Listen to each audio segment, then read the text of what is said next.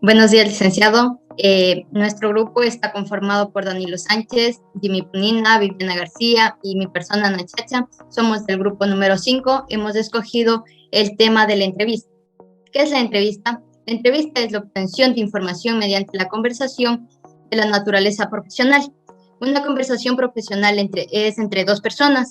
El uno es el entrevistado y el otro es el entrevistador. En esta entrevista se produce la interacción social entre los dos individuos. Tenemos también lo que es los elementos para observar durante la entrevista. Durante la entrevista se configura un campo de relación interpersonal. El entrevistador, su actitud, su instrumento contra la transferencia e identificación. El entrevistado es la transferencia, estructuras o conductas de rasgo de carácter, ansiedades y defensas. También tenemos la reflexionabilidad en la entrevista. Al plantear las preguntas, el entrevistador establece marcos interpretativos de las respuestas, es decir, es el contexto donde se verbaliza todo lo informal o lo formal dentro del sentido de la investigación.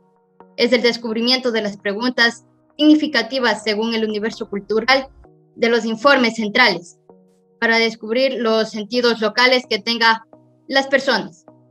El rol del investigador.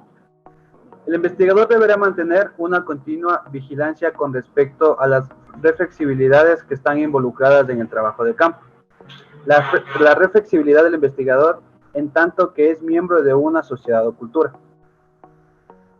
El investigador debe exponerse de manera permanente al mundo social que desee conocer, ya que el investigador cuenta consigo mismo como una herramienta de investigación.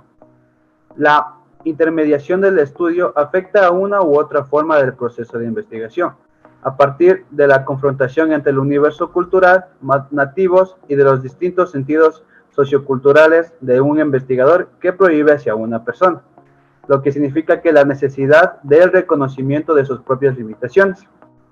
Las limitaciones pueden ser o pueden radicar tanto en la perspectiva del investigador, su determinación académica, cultural, social, o como también podría ser de la lógica, de los sujetos que se estudian, lo cual alude a las emociones, el género, el origen del investigador, así como la noción de una persona, manejando por el investigador y por la población, entre otros. Situación que se presenta en la entrevista. En la entrevista se pueden presentar dos fenómenos importantes, como puede ser la transferencia y la contratransferencia. Aparece de toda relación intrapersonal y por lo tanto aparecen también en la entrevista. Pero en la entrevista estos dos fenómenos deben ser usados como unos instrumentos técnicos de observación y composición. Por ejemplo, la transferencia se refiere a la actualidad en la entrevista de sentimientos, actitudes o conductas incoherentes aparte del entrevistado. La identificación en la transferencia como un proceso psicológico mediante el cual el sujeto asimila un aspecto, una propiedad o un atributo de otra forma. También en la contratransferencia son las respuestas del entrevistador a las manifestaciones del entrevistado que se puede afectar sobre él. Es inevitable o ineludible que aparezcan estos aspectos sobre el entrevistador, por lo cual debe incluirse como variable de observación del campo de la entrevista. En esa medida a la observación en la entrevista que se puede agregar a la autoobservación. La ansiedad de la entrevista. Se puede manejar de manera importuna la situación que se produce durante una entrevista, por ejemplo, que pueden ser los nervios. La ansiedad de doble, la que presenta lo que la entrevista o el entrevistador se manifiesta sobre una entrevista. Tarea del entrevistador, desarmar los mecanismos que se puede hacer para una entrevista. Modalidades de entrevista. Entrevista focalizada. Se especifica y detalla aspectos a preguntar. Establecimiento, en torno a estos, de la lista de preguntas que guían la entrevista. Entrevista no dirigida. El estudiante tiene completa libertad para expresar sus sentimientos y opiniones. Entrevista a profundidad. Reiterados encuentros cara a cara entre entrevistador y entrevistadas, dirigidos hacia la comprensión de las perspectivas de los informantes. Tipos de entrevista a profundidad. Historia de vida o autobiografía. También testimonio. Condiciones formales de la entrevista. Ambiente de la entrevista. Cálido y agradable para favorecer la comunicación y confianza entre las personas. Se debe romper el hielo y explicar al entrevistado los objetivos que se persigue para recoger la información. El tono de la entrevista debe situarse a medio camino entre una conversación amistosa, íntima y una comunicación oficial. Desarrollar empatía. La empatía se distingue de la simpatía.